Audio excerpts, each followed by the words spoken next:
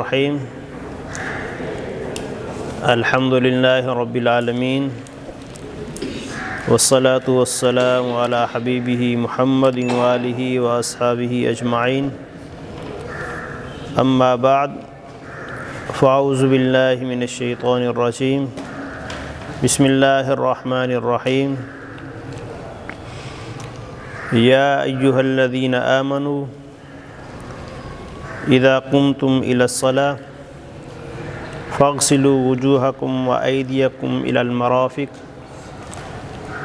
وامسحوا برؤوسكم وأرجلكم إلى الكعبين صدق الله العظيم اللهم صل على سيدنا ومولانا محمد وعلى آل محمد بارك وسلم مولاي صل وسلم دائما أبدا على حبيبك خير الخلق كلهم هو الحبيب الذي ترجى شفاعته لكل هول من الأهوال مقتحم مولاي صل وسلم دائما أبدا على حبيبك خير الخلق كلهم۔ آج انشاءاللہ العزیز ہم اللہ کے فضل و کرم سے علوم شریعہ کورس کی دوسری کلاس میں ہیں۔ آج کا عنوان ہے طہارت۔ طہارت کا مطلب ہوتا ہے پاک ہونا، پاکیزگی، اور پاکیزگی جو ہے یہ انسان کی فطرت میں شامل ہے۔ پاک ہونا، صاف ستھرا ہونا، یہ انسان کی فطری ضروریات میں سے ایک ہے، اور اسلام جو ہے وہ دین فطرت ہے۔ اس نے ان تمام فطری اشیاء کا خیال کیا ہے جو انسان کے لیے ضروری ہے۔ طہارت جو ہے پاک صاف رہنا، ستھرا رہنا، یہ انسان کی فطری ضروریات میں سے ہے جسے اسلام نے مسلمانوں پر لاگو کیا ہے تاکہ وہ فطرت کے ساتھ منسلک ہوں، اور جو فطری اشیاء ہوتی ہیں ان میں کسی قسم کا تکلف نہیں ہوتا، یعنی انسان خود چاہتا ہے۔ اگر کوئی میلا ہو جائے تو اس کا دل کرتا ہے کہ میں ہاتھ دھو لوں، یہ وہ فطری تقاضا ہوتا ہے۔ بہرحال کہ صاف ستھرائی کا تعلق جو ہے وہ ہے کہ صاف ستھرا نہ ہونا، یعنی پاک نہ ہونا۔ جب پاک نہیں ہوگا بندہ تو اس کو پاکی کی پھر ضرورت ہوگی۔ پاک نہ ہونے کو حدث کہتے ہیں، حدث۔ اگر بندہ پاک نہیں ہے تو اس کی دو قسمیں ہیں، ایک حدث، ایک کو کہتے ہیں حدث اصغر اور دوسری کو کہتے ہیں حدث اکبر۔ حدث کا مطلب ناپاکی، بندہ پاک نہیں ہے۔ حدث اصغر کا مطلب ہے کہ چھوٹے درجے کی یا چھوٹے پیمانے کی ناپاکی، جس طرح وضو نہیں ہوتا بندے کا تو وہ وضو کرتا ہے، اس کو حدث اصغر کہا جاتا ہے، جس کے لیے وضو لازم ہوتا ہے، یعنی وہ چیزیں جن کے کرنے کے لیے وضو لازم ہے، اگر وضو نہ کریں تو وہ چیزیں نہیں ہوں گی، تو یہ کہا جا سکتا ہے کہ انسان کو حد سے اصغر لاحق ہے، وہ حد سے اصغر میں ہے۔ اگر وہ پاک ہوگا، وضو کرے گا تو پھر اس کے لیے وہ کام جائز ہوگا، مثلا نماز یا قرآن پاک کو اٹھا کے تلاوت کرنا، ان کے لیے وضو ضروری ہے۔ اور دوسرا حد سے اکبر، یعنی بڑے پیمانے کی یا بڑے درجے کی ناپاکی کہا جاتا ہے، وہ چیز جس کی وجہ سے غسل فرض ہو جائے، غسل انسان پر فرض ہو جائے، لازم ہو جائے، تو اس کو حد سے اکبر کہا جاتا ہے۔ تو ہم سب سے پہلے وضو کا بیان کر رہے ہیں۔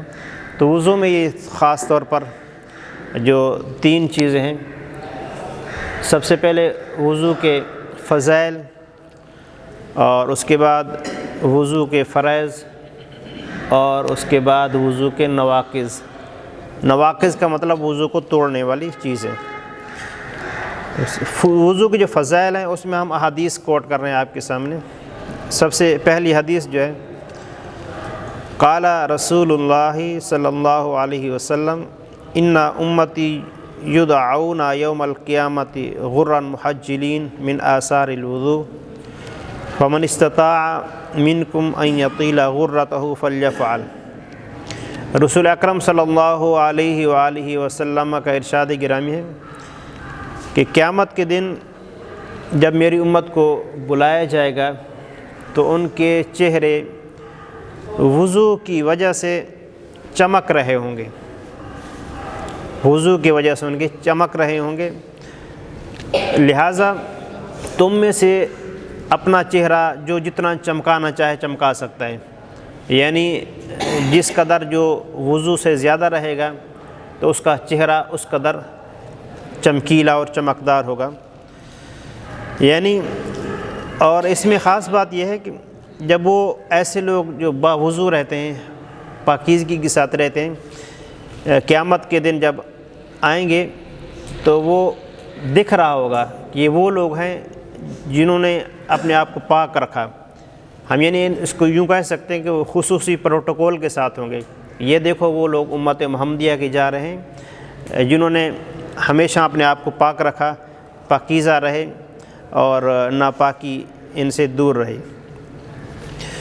اس کے بعد ایک بات اس میں یہ بھی ہے کہ انسان جب پاک صاف رہتا ہے تو شیطانی اثرات سے بچا رہتا ہے۔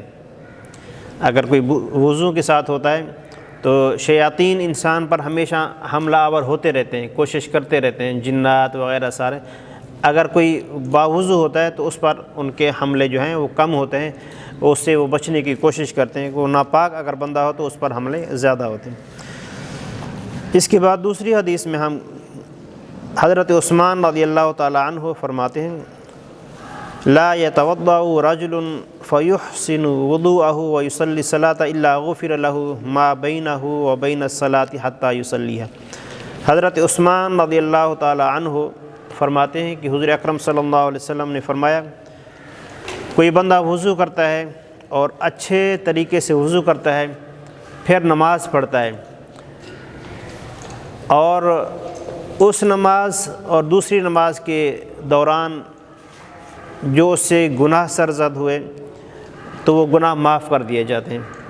اب یہ بات آپ ہمیشہ ذہن میں رکھیے گا، یہاں فضائل میں جو بھی گناہوں کی بخشش کی بات ہوتی ہے وہ گناہ صغیرہ ہوتے ہیں، گناہ کبیرہ ان فضائل والی احادیث سے معاف نہیں ہوتے۔ گناہ کبیرہ کے لیے ضروری ہوتا ہے کہ انسان توبہ کرے، اگر کسی کا حق دبایا ہوا ہے تو حق ادا کرے تو معاف ہوں گے، ورنہ ایسا کبھی نہیں سمجھنا کہ ہم نیک اعمال کر رہے ہیں تو ہمارے گناہ جو ہے وہ خود بخود معاف ہو رہے ہیں۔ ہاں ہم بہت زیادہ گناہ کرتے رہتے ہیں، یعنی صغیرہ گناہ ہوتے رہتے ہیں، پتہ بھی نہیں ہوتا بعض اوقات، تو وہ یہ معاف ہوتے رہتے ہیں۔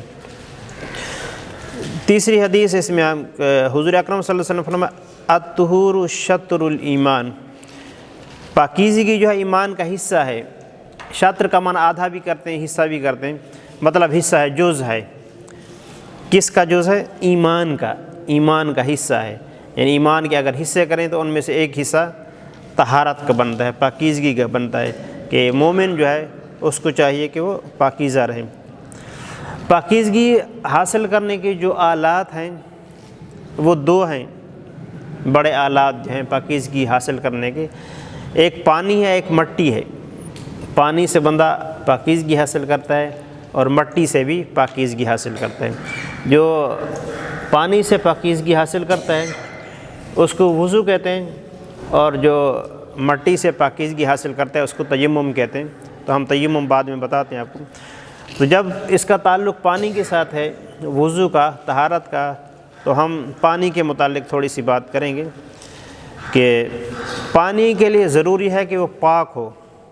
سمندر کا پانی، دریا کا پانی، کنویں کا پانی، چشمے کا پانی، یہ سارے پانی جو ہیں پاک ہیں، ان سے وضو کر سکتا ہے۔ سمندر کے پانی سے وضو کر سکتے ہیں، بارش کے پانی سے، کنواں جو ان تمام سے وضو کیا جا سکتا ہے۔ بارش کے پانی سے بھی جمع ہو تو اس سے وضو کیا جا سکتا ہے، اس میں اگر کوئی چیز مل جائے تو وہ الگ بات ہے۔ اور خاص طور پر ہم شہروں میں جو رہتے ہیں ان کے لیے یہ کہ لینوں میں پانی جو آتا ہے ہمارے پاس، پانی اس میں بعض اوقات بو ہوتی ہے یا اس کا رنگ بدلا ہوا ہوتا ہے۔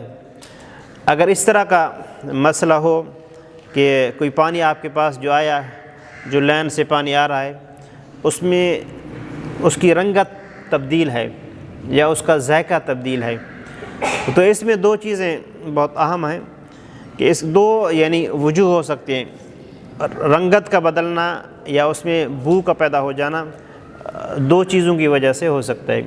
ایک تو یہ کہ اس کے اندر سیوریج کا پانی مل گیا ہے، یعنی وہ پانی جو ہم طہارت کے لیے استعمال کرتے ہیں اس کے اندر وہ پانی مل گیا ہے، یا پھر دوسرا یہ ہو سکتا ہے کہ وہ کیچڑ اس میں مکس ہو گیا ہے، پانی لمبا عرصہ کہیں کھڑا رہا ہے، جس طرح سٹور کرتے ہیں پانی کھڑا ہوتا ہے، کینجھر جھیل جس طرح ہے، اس طرح کھڑے رہنے کی وجہ سے، اس کیچڑ کی وجہ سے اس کے اندر رنگت یا بو پیدا ہو جائے، یہ دو اس کے سبب ہو سکتے ہیں۔ اگر پہلا سبب ہے کہ سیوریج کا پانی مل گیا ہے تو وہ پانی ناپاک ہوتا ہے، سیوریج کا پانی مل جائے وہ، کیونکہ وہ پانی ناپاک ہوتا ہے، ناپاک کے اندر وہ مل جائے گا تو وہ بھی ناپاک ہو جائے گا۔ اگر لینوں میں پانی آ رہا ہے اور کہیں گٹر کے جو اس کا کنیکشن اس کے ساتھ مل گیا ہے، یعنی لینیں آپس میں بعض اوقات پھٹ کے مل جاتی ہیں، اگر اس طرح کی صورتحال ہوگی تو پھر پانی ناپاک ہوگا، اس سے وضو جائز نہیں ہوگا۔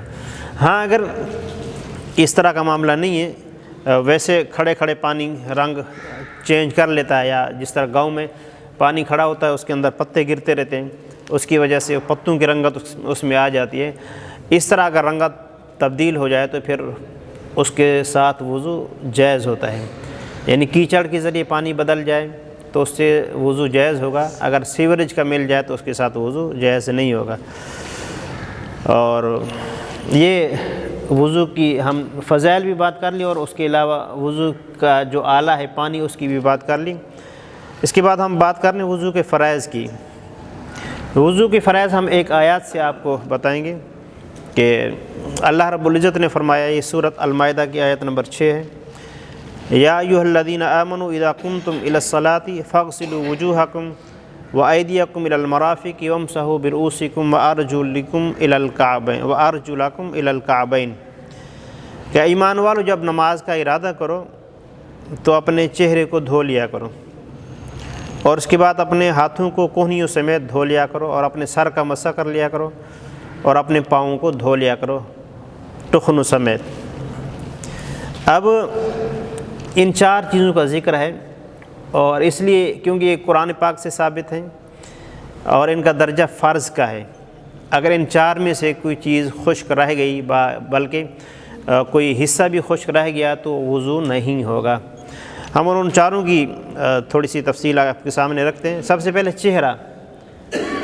چہرہ دھونا یہ فرض ہے، وضو میں چہرہ دھونا فرض ہے۔ چہرے کی حد کیا ہے؟ چہرے کی حد یہ ہے، جہاں سے بال اگتے ہیں سر کے، وہاں سے لے کے ٹھوڑی کے نیچے تک، اور ایک کان کی لو سے دوسرے کان کی لو تک، یہ چہرے کی حدود ہیں، ہم حدود اربع کہیں گے لمبائی اور چوڑائی میں، تو یہ اس کی حدود ہیں۔ اس کی حدود کے اندر اگر ذرا برابر بھی جگہ خشک رہ گئی تو وضو نہیں ہوگا۔ اگر کسی کی داڑھی ہے، اگر داڑھی ہلکی ہو تو اس کو پھر پانی پورا پہنچنا لازمی ہے، اور اگر داڑھی ہے وہ گھنی ہے تو خلال کرنا لازمی ہے۔ خلال کا مطلب ہے ہاتھوں کو گیلا کر کے یوں کر دیں، جس طرح ہماری داڑھی ہے تو یہ گھنی نہیں ہے، اور پانی گھنی نہ تو خود بخود پانی چلا جاتا ہے، لیکن احتیاط میں ہاتھ مار لینا چاہیے۔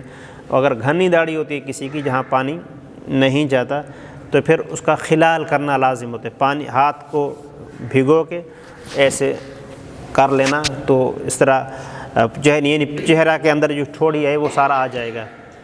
اگر پانی بالوں کی گنجان کی وجہ سے نہیں گیا تو خلال اس کو کافی ہوگا۔ اس کے بعد جو دوسرا فرض ہے وہ ہے کوہنیوں سمیت ہاتھ دھونا۔ ہاتھ کا شمار جو ہے عربی یہاں تک کرتے ہیں، کوہنیوں تک، اس کو ید کہتے ہیں۔ ید کا اطلاق یہاں تک ہوتا ہے، یدن، ایدی، ید کی جمع ید ہاتھ کو کہتے ہیں۔ تو یہاں سے یعنی جہاں سے ناخنوں سے لے کے یہاں یہ جو جوڑ ہے، اس جوڑ سمیت یہ دھونا فرض ہے اس کے اندر، بازوں کی ہاتھوں کے دھونے میں۔ اگر کسی نے وہ چوڑیاں پہنی ہوئی خاتون نے، اگر اس کے نیچے سے پانی نہیں گھستا، تنگ ہوں، تو پھر ان کو اتارنا یا کسی طریقے سے پانی پہنچانا ضروری ہوگا۔ اگر کسی بندے نے انگوٹھی پہنی ہو یا گھڑی تنگ ہو جس کی وجہ سے پانی نہ پہنچ پاتا ہو، تو اس کو ہلانا یا اس کو اتارنا ضروری ہوگا۔ یعنی پانی، جو بنیادی بات ہے، پانی پہنچانا ضروری ہے۔ اور تیسرا جو فرض ہے وہ ہے سر کا مسح کرنا۔ سر کا مسح جو ہے یہ پورے سر کا مسح کرنا فرض نہیں ہے، بلکہ سر کے چوتھے حصے کا مسح کرنا فرض ہے، چوتھائی سر کا، یعنی سر کے جو 4 حصے آپ کریں تو کہیں سے بھی آپ گیلا ہاتھ پھیریں تو وضو آپ کا ہو جائے گا، یہ فرض ہے۔ اور جو سنت ہے پورے سر کا مسح کرنا سنت ہے۔ سر کے کسی بھی سمت سے آپ ہاتھ پھیریں گے تو آپ کا گیلا ہاتھ کو گیلا کر کے سر پہ پھیریں گے تو وہ مسح آپ کا ہو جائے گا کسی بھی طریقے سے۔ لیکن جو طریقہ ہے سنت طریقے سے مسح کرنا چاہیے۔ عموماً کبھی کبھار بندہ جلدی میں ہوتا ہے یا سفر میں ہوتا ہے، تو پھر یہ ساری چیزیں فرائض ہیں، فرائض مطلب لازم ہیں، تو یہ تو کرنے ہیں، لیکن آگے ہم چل کے حدیث کے مطابق وضو کا طریقہ بتا رہے ہیں، آپ نے اس کو فالو کرنا ہے اور یہ یاد رکھنا ہے کہ یہ ضروری ہے۔ اگر اس میں سے کوئی کمی رہ گئی تو پھر آپ کا وضو نہیں ہوگا، جب وضو نہیں ہوگا تو پھر نماز وغیرہ بھی نہیں ہوگی۔ اس کے بعد آخری فرض جو ہے وہ ہے پاؤں دھونا۔ پاؤں کے ناخنوں سے لے کر گھٹنوں تک، ٹخنوں تک، ٹخنے سمیت، ٹخنے دھونے کے اندر شامل ہیں۔ جس طرح یہ جوڑ ہے وہ ٹخنے والے جو ہے وہ شامل ہیں، ان کو اس طرح دھونا کہ ایک دفعہ پانی بہہ جائے، پانی کا بہاؤ لازمی ہوتا ہے۔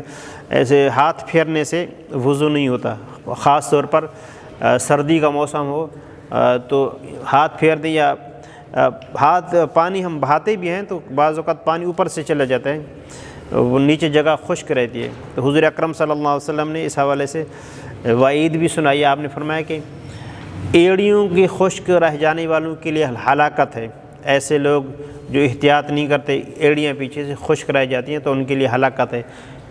فوائل للعقاب، اس طرح کے لفظ ہیں۔ اچھا، اب ہم آپ کو وضو کا طریقہ بتا رہے ہیں ایک ہی حدیث سے۔ بہت سارے حدیث ہم نے جو اس کا ایسی حدیث جس کے اندر خلاصہ تھا اس کو سلیکٹ کیا ہے تاکہ بس ایک حدیث کے ذریعے ہم وضو کا طریقہ سیکھ جائیں۔ یہ وضو کا طریقہ حضرت علی نے سکھایا ہے۔ یہ حدیث جو حضرت علی کی ہے کہ حضرت جو راوی ہیں وہ کہتے ہیں کہ میں نے علی کو دیکھا، بلکہ حضرت علی نے وضو کر کے دکھایا اور فرمایا کہ میں چاہتا ہوں کہ تمہیں رسول اللہ صلی اللہ علیہ وسلم کے طریقے پر وضو کر کے دکھاؤں۔ حضرت علی نے کیا فرمایا؟ میں چاہتا ہوں کہ تمہیں رسول اللہ صلی اللہ علیہ وسلم کے طریقے پر وضو کر کے دکھاؤں۔ تو سب سے پہلے انہوں نے دونوں ہاتھوں کو پہنچوں تک اچھی طرح 3 بار دھویا، پہنچوں تک، یہاں تک دونوں ہاتھوں کو دھویا۔ اس کے بعد 3 بار کلی کی، اور اس کے بعد 3 بار ناک میں پانی چڑھایا۔ یہ کون کر رہے ہیں؟ حضرت علی کر کے دکھا رہے ہیں، سمجھا رہے ہیں لوگوں کو، اور وہ بتا رہے ہیں کہ حضور اکرم صلی اللہ علیہ وسلم جس طرح کرتے تھے میں ویسا کر کے دکھا رہا ہوں۔ پھر 3 بار اپنا چہرہ دھویا حضرت علی نے، پھر 3 بار کوہنیوں سمیت اپنے بازو دھوئے، پھر 1 بار سر کا مسح کیا، 1 بار سر کا مسح کیا۔ مسح 1 بار کرنا ہے، اس میں جو تعداد نہیں ہے۔ پھر اپنے پاؤں کو ٹخنوں سمیت دھویا، اور پھر جو بچا ہوا پانی تھا برتن میں وہ کھڑے ہو کے پی لیا۔ لوٹے وغیرہ میں وضو کرتے تھے تو جو اس کے اندر پانی بچا ہوا تھا وہ کھڑے ہو کے پی لیا، اور فرمایا کہ حضور اکرم صلی اللہ علیہ وسلم کو میں نے دیکھا آپ نے اسی طرح وضو کیا۔ تو یہ وضو کا سنت طریقہ ہے، اس طرح کرنا ہے، یعنی اعضاء کو 3 بار دھونا ہے، اور ایک بار دھونا بھی حضور صلی اللہ علیہ وسلم سے ثابت ہے، 2 بار دھونا بھی حضور اکرم صلی اللہ علیہ وسلم سے ثابت ہے، لیکن آپ کا جو عمومی طریقہ تھا وہ آپ صلی اللہ علیہ وسلم 3 بار اعضاء کو دھویا کرتے تھے۔ اور جس طرح پہلے میں نے کہہ دیا کہ اگر سفر میں ہے یا پانی کی قلت ہے، کوئی وجہ ہے اس طرح کی، تو پھر 1 بار دھونا چاہیے، افضل یہ ہوگا کہ 1 بار دھوئیں۔ پانی کی قلت ہے اور آپ 3 بار دھو رہے ہیں تو پھر یہ اچھی بات نہیں ہوتی، تو فرائض کا پھر خیال کیا جائے۔ اس کے بعد تیسرا عنوان ہے نواقض وضو۔ نواقض کا مطلب ہوتا ہے وہ چیزیں جن کی وجہ سے وضو ٹوٹ جاتا ہے۔ یہ اہم ہے کہ وضو ٹوٹ جائے، پتہ ہو تو پھر انسان وضو کرے گا ورنہ نہیں کرے گا۔ سب سے پہلی بات جو ہے، ہم پیشاب کرتے ہیں، چھوٹا پیشاب یا بڑا پیشاب، وہ کرنے سے وضو ٹوٹ جاتا ہے، یا پھر ہوا خارج ہو جائے تو بھی وضو ٹوٹ جاتے ہیں۔ دوسرا، کوئی اگر بندہ لیٹ گیا، سو گیا، اس کو نیند آ گئی، نیند آ جانے کی وجہ سے اس کا وضو ٹوٹ جائے گا۔ بیٹھے بیٹھے اگر نیند آ جائے تو وضو نہیں ٹوٹے گا، بیٹھے بیٹھے اگر نیند آ جائے تو وضو نہیں ٹوٹے گا۔ ہاں، اگر کوئی ٹیک لگا کے بیٹھا ہوا ہے اور نیند کر رہا ہے، اور ٹیک ایسی ہے کہ اگر اس ٹیک کو ہٹائے تو وہ نیند کی وجہ سے گر جائے، اس طرح کی صورتحال ہو تو پھر وضو ٹوٹ جائے گا۔ ورنہ عام طور پر کھڑے کھڑے بھی نیند آ جائے تو وضو نہیں ٹوٹتا ہے، بیٹھے بیٹھے بھی نیند آ جائے تو وضو نہیں ٹوٹتا۔ آواز آ رہی ہے نا سب تک؟ اچھا، جسم کے کسی حصے سے خون نکل آئے اور خون وہاں سے بہہ پڑے تو وضو ٹوٹ جاتا ہے۔ کہ پھوڑا ہے، پھنسی ہے، وہاں سے خون نکلا اور اسی جگہ رکا رہا تو وضو نہیں ٹوٹے گا، اگر وہاں سے بہہ پڑا تو پھر وضو ٹوٹ جائے گا۔ یہ وضو کے جو توڑنے والی خاص چیزیں ہیں وہ ہیں۔ اور ایک اہم چیز جو ہے، بلکہ 2، ایک کائے انسان کو الٹی، اگر الٹی آئے اور تھوڑی سی ہو تو پھر وضو نہیں ٹوٹتا، اگر اتنی ہو کہ اگر اس کو روکے تو منہ بھر جائے، اتنی ہو تو پھر وضو ٹوٹ جائے گا۔ تھوڑی سی بعض اوقات متلی ہوتی آ رہی ہوتی تو اس سے وضو نہیں ٹوٹتا، ہلکی ہلکی آ رہی ہو تو، اگر فل جس طرح آتی ہے اس سے وضو ٹوٹ جاتے ہیں۔ آخری بات اس حوالے سے کہ نماز میں کوئی ہنس پڑا، اتنا ہنسا، کہا جس کو کہتے ہیں کہ ساتھ والے تک آواز پہنچ گئی تو وضو ٹوٹ جائے گا، نماز بھی ٹوٹ جائے گی، وضو بھی ٹوٹ جائے گا۔ نماز کے اندر کوئی ہنس پڑا تو اس کا وضو بھی ٹوٹ جائے گا اور نماز بھی ٹوٹ جائے گی۔ یہ جو بات ہے، یہ حضور اکرم صلی اللہ علیہ وسلم نے ایسا فرمایا کہ اگر کوئی نماز میں ہنسے گا تو اس کا وضو ٹوٹ جائے گا۔ اب یہ جو قیاس سے یہ بات ہٹ کے، یعنی عقل کہ انسان کو کچھ لگا تو نہیں ہے، لیکن اس کو کہتے ہیں کہ ہم جو ہیں اللہ اور اس کے رسول کے حکم کے تابعدار ہیں، جیسا اللہ فرماتا ہے اس کا رسول فرماتا ہے تو ہم ویسا کرتے ہیں۔ تو نماز میں اگر کوئی ہنسے گا تو اس کی نماز بھی ٹوٹے گی اور اس کا وضو بھی ٹوٹے گا۔ یہ وضو ہو گیا مکمل۔ ہم غسل کی طرف آتے ہیں۔ جس طرح ہم نے پہلے ہی کہا، جی یہ سردیوں میں سے زکام وغیرہ ہوتا ہے، ہاں ہاں، زکام کے ساتھ خون جیسے اس سے تو کوئی فرق نہیں، ہلکا سا خون آئے تو وضو نہیں ٹوٹتا، جیسے نکسیر بہہ پڑتی ہے اس سے ٹوٹ جاتے ہیں، ہلکا سا جس طرح آ جاتے اس سے نہیں ٹوٹتے۔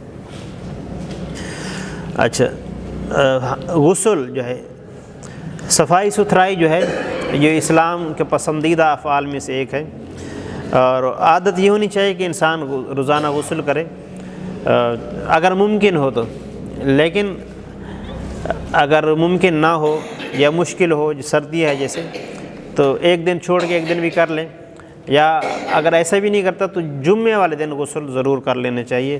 حضور اکرم صلی اللہ علیہ وسلم نے فرمایا کہ جمعے والے دن غسل کر لیا کرو، اور یا مسلمان کا یہ حق ہے کہ جمعے والے دن غسل کرے۔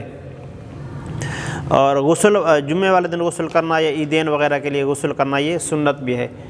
تو کم از کم، یعنی چھوٹے بچے بھی ہیں، وہ نہانا بہت مشکل ہوتا ہے، لیکن یہ نہانا جو بہت مفید ہوتا ہے، بھلے پانی گرم کر کے نہا لیں تو نہانا چاہیے، بہت ساری بیماریوں سے بندہ بچا رہتا ہے۔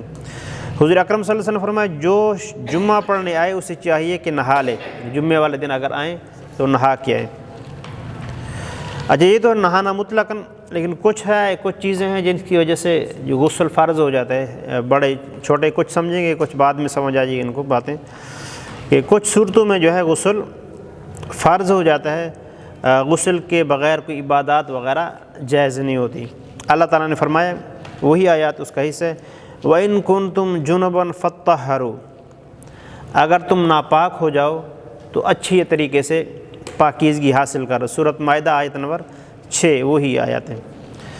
اب ہم وہ اشیاء ذکر کر رہے ہیں جن کی وجہ سے غسل فرض ہو جاتا ہے۔ وہ عمومی سب لوگوں کو معلوم ہوتا ہے، فقط ایک دفعہ دوہرا رہے ہیں کہ شوہر بیوی کے جو ازدواجی تعلقات ہیں ان سے غسل فرض ہو جاتا ہے، اگر انزال ہو یا نہ ہو دونوں صورتوں میں غسل فرض ہو جاتا ہے، اور اگر احتلام ہو جائے تو بھی غسل فرض ہو جاتا ہے۔ یہ مرد اور عورتوں دونوں کے لیے ہوتا ہے۔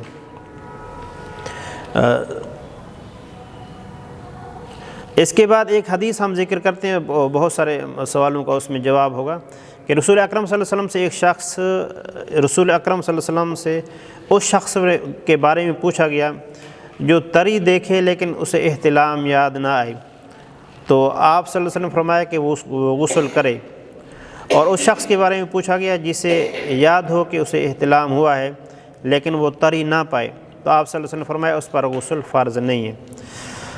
سیدہ ام سلمہ ام المومنین نے عرض کیا، اے اللہ کے رسول، کیا عورت پر بھی ایسا ہے جو دیکھے؟ تو آپ نے فرمایا عورتیں بھی مردوں کی طرح ہیں اس حوالے سے، یعنی عورتوں کے ساتھ بھی اس طرح کا معاملہ ہو سکتا ہے۔ یعنی بعض اوقات انسان خواب تو دیکھتا ہے لیکن خواب کا اثر نہیں ہوتا، اثر کا مطلب ہے کوئی تری وغیرہ نہیں پائی جا رہی، تو پھر غسل فرض نہیں ہوتا۔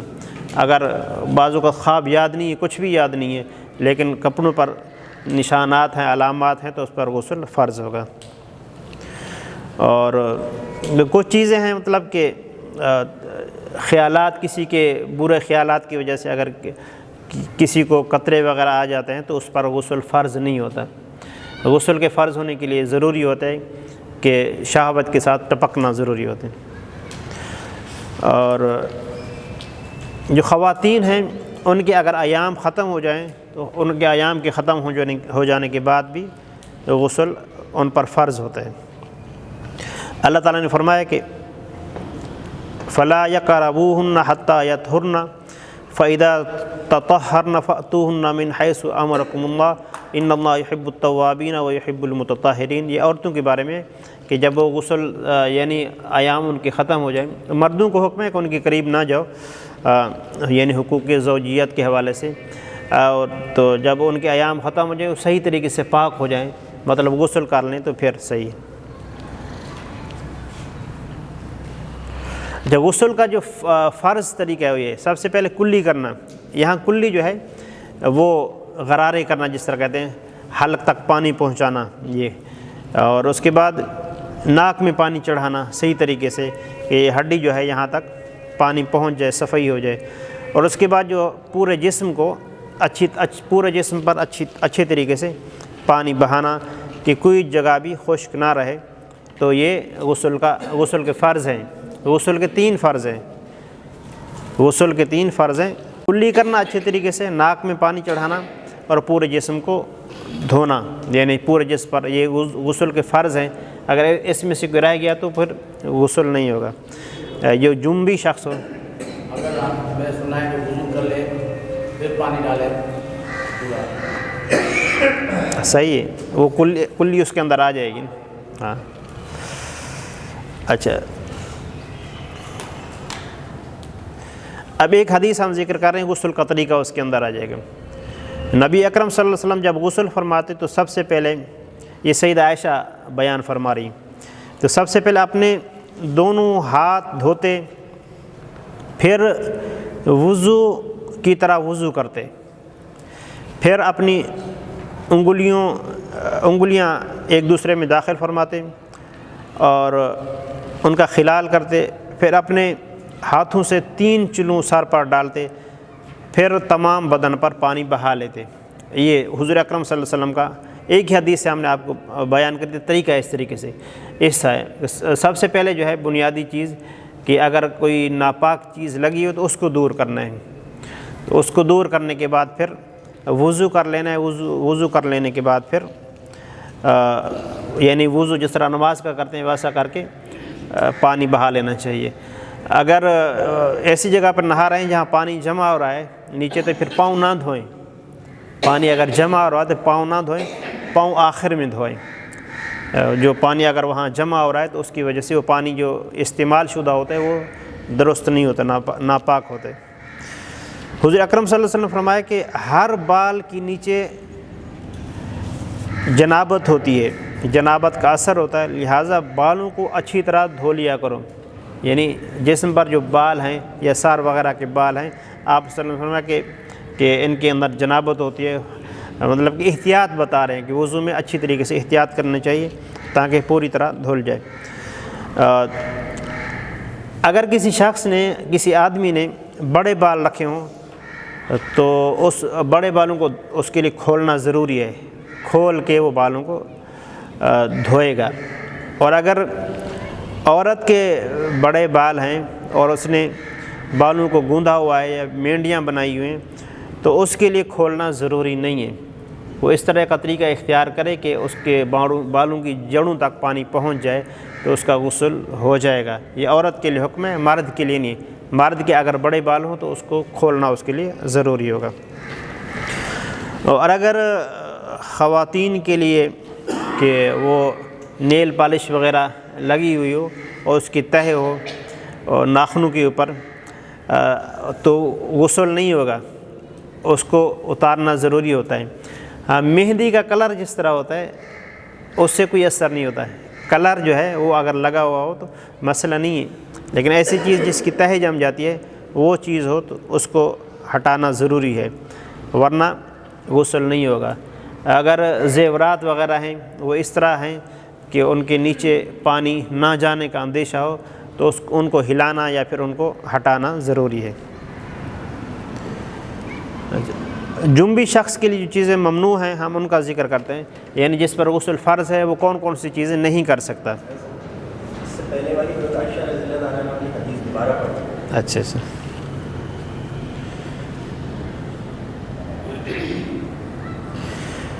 نبی کریم صلی اللہ علیہ وسلم جب غسل فرماتے تو سب سے پہلے اپنے دونوں ہاتھ دھوتے، پھر نماز کے وضو کی طرح وضو کرتے، پھر پانی میں اپنی انگلیاں داخل فرماتے اور ان سے بالوں کی جڑوں کا خلال کرتے، پھر اپنے ہاتھوں سے 3 چلو سر پر ڈالتے، پھر تمام بدن پر پانی بہا لیتے۔ یہ سیدہ عائشہ نے فرمایا۔ حضور اکرم صلی اللہ علیہ وسلم نے فرمایا کہ جو جنبی شخص ہے اور حیضہ وہ قرآن سے کچھ نہ پڑھے۔ جنبی شخص جو قرآن پاک نہیں پڑھ سکتا، دیکھ کے بھی اور بغیر دیکھے بھی، جس پر غسل فرض ہے وہ قرآن پاک نہیں پڑھ سکتا۔ اور یعنی عورت اگر ایام میں ہے تو وہ بھی نہیں پڑھ سکتی، نماز نہیں پڑھ سکتا، تلاوت نہیں کر سکتا، مسجد کے اندر نہیں داخل ہو سکتا، طواف نہیں کر سکتا، قرآن پاک کو ہاتھ نہیں لگا سکتا، یہ جنبی شخص جو ہے تلاوت بھی نہیں کر سکتا۔ ہاں البتہ ذکر وغیرہ کر سکتا ہے، جنبی شخص جو ہے ذکر اللہ کرے یا سبحان اللہ کہے، اس طرح وہ کر سکتا ہے۔ اب ہم تیمم کا ذکر کر کے بات کو ختم کریں گے، آگے والی باتیں پھر اگلے اس میں کر لیں گے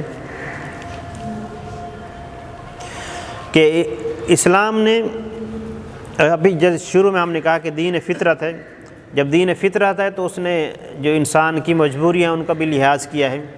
اگر کوئی شخص مجبور ہے اور صورتحال یہ ہے کہ پانی میسر ہے لیکن استعمال نہیں کر سکتا، استعمال کرنے کی وجہ سے وہ اس کو نقصان کا اندیشہ ہے، یا پھر پانی میسر نہیں ہے، تو ان دونوں صورتوں میں پانی موجود نہیں ہے یا پانی تو موجود ہے لیکن استعمال نہیں کر سکتا، پانی کے استعمال کی وجہ سے اس کو کوئی نقصان ہے۔ نقصان کا مطلب کہ ایسا نہیں کہ سردی لگتی ہے، نقصان کا مطلب اگر ڈاکٹر اس کو کہتے پانی استعمال کرو گے تو تمہارا کوئی عضو ضائع ہو جائے گا، انگلی ضائع ہو جائے گی یا پاؤں ضائع ہو جائے گا، اس طریقے کے نقصان کی بات ہے۔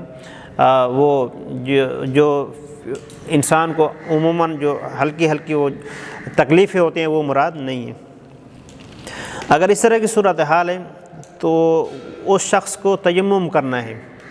تیمم کا لفظی معنی ارادہ کرنا، اور ہم آیات پڑھ کے پھر آپ کو بتاتے ہیں۔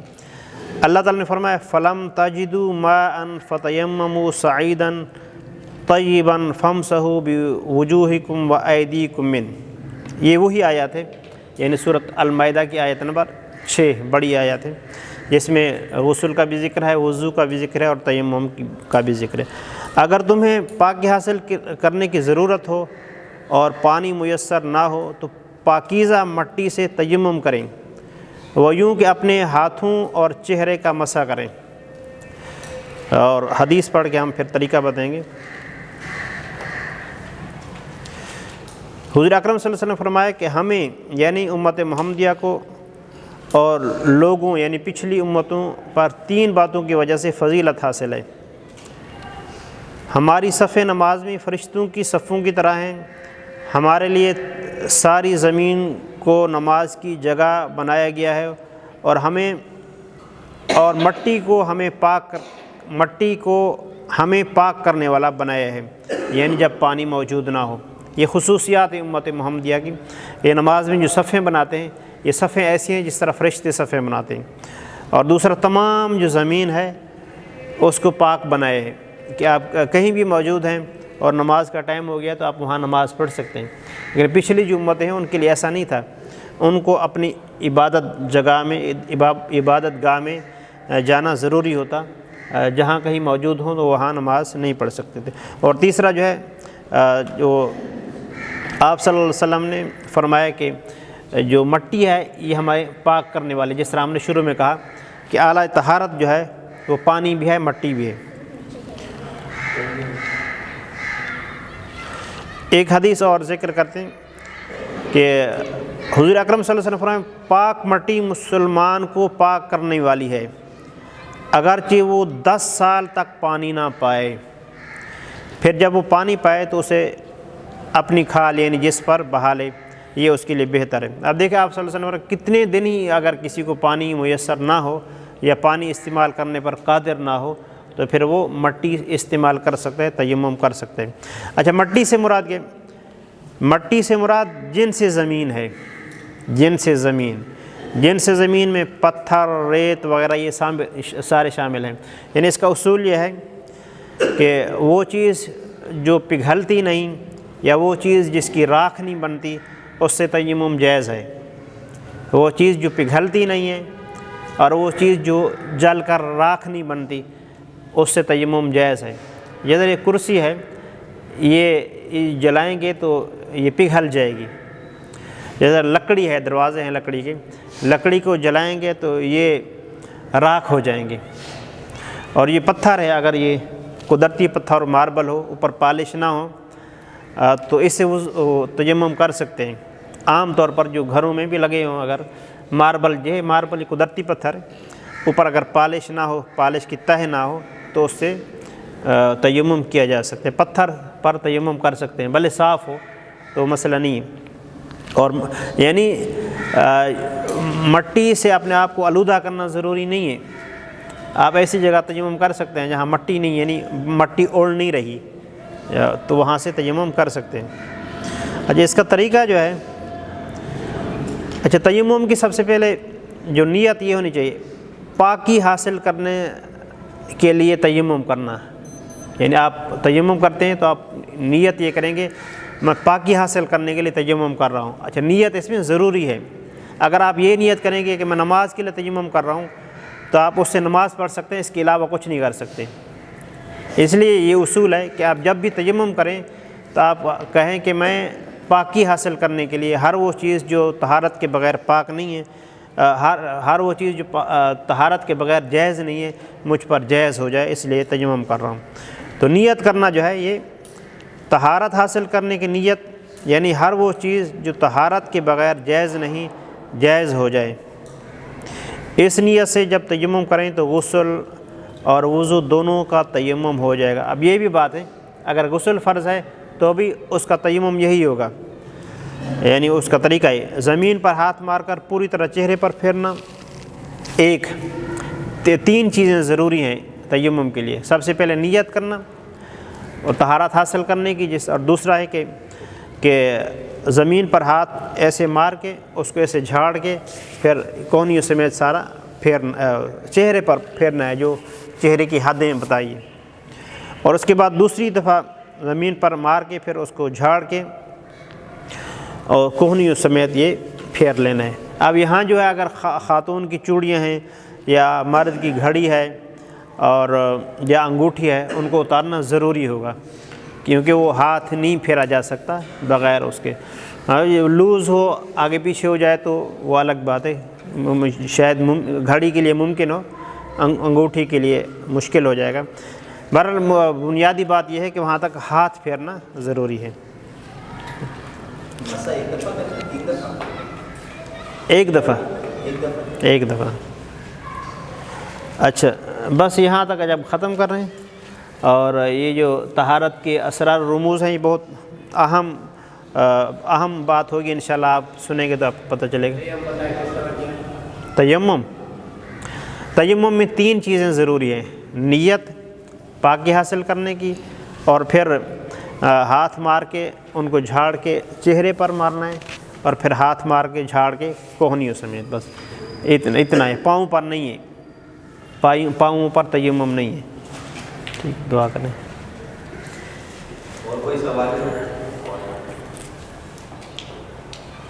یہ جو لاسٹ ٹائم آپ نے بھیجا تھا پی ڈی ایف جی ہاں جو آج جو آپ نے پڑھایا ہے اس کا بھی پی ڈی ایف مل جائے گا؟ ہاں بھیجیں گے، یہ ہمارا رسالہ بھی اس پر بنا ہوا ہے، وہ بھی مل جائے گا، بھی تھے نہیں ہمارے پاس، وہ جو جنہوں نے چھاپا تھا وہ موجود نہیں تھے، وہ آپ کے لیے لے آئیں گے اگر آپ چاہیں، واٹس ایپ پہ بھیج دیں گے ان کو، وہ موجود ہے میرے۔ الحمدللہ رب العالمین والصلاة والسلام علی حبیبہ محمد وآلہ وصحبہ اجمعین۔ ربنا آتنا فی الدنیا حسنہ وفی الآخرۃ حسنہ وقنا عذاب النار۔ یا رب العالمین، تیرے یہ بندے تیرے پیارے حبیب صلی اللہ علیہ وسلم کے دینی احکام سیکھنے کے لیے یہاں بیٹھے، ان کا بیٹھنا اپنی بارگاہ میں قبول و منظور فرما، ہر لمحے کے بدلے نیکیاں عطا فرما، اپنا خصوصی رحم اور کرم فرما، ہماری تمام دعائیں التجائیں قبول و منظور فرما، تمام مومنین مومنات کا خاتمہ بالخیر فرما۔ وصلی اللہ تعالی علی خیر خلقہ سیدنا و مولانا محمد وآلہ واصحابہ اجمعین۔